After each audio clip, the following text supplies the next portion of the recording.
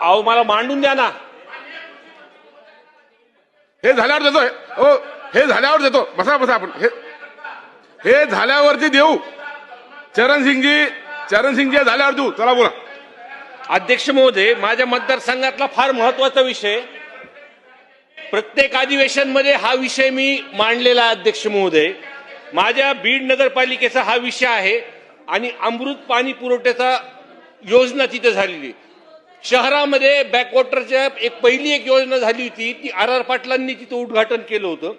दुसरी योजना 2017 मध्ये ही मंजुरी होती अध्यक्ष महोदय, आणि ह्याचं उद्घाटन देवेंद्र फडणवीस साहेबांनी तिथं केलं होतं.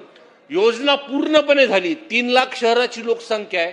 प्रत्येक अधिवेशनमध्ये कळकळून हा मी प्रश्न मांडतो अध्यक्ष महोदय की पाणी उपलब्ध असून सुद्धा 20 दिवसाला शहरामध्ये पाणी येतं. अध्यक्ष महोदय, त्याचं कारण फक्त ती 24 MLTची जी योजना तिथं पूर्णपणे तयार झालेली आहे आणि तिथं फक्त कनेक्शन जोडल्यामुळे थकबाकी असल्यामुळे त्याचं कनेक्शन जोडलं नाही.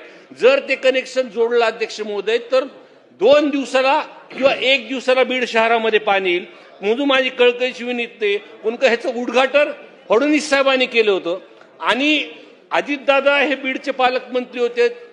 ही घटना जी दुर्घटना झाली, नाही तर त्यांनी बीड शहराच्या लोकांसमोर शब्द दिला होता की मी 1 दिवसाला बीड शहरामध्ये पाणी आणणार.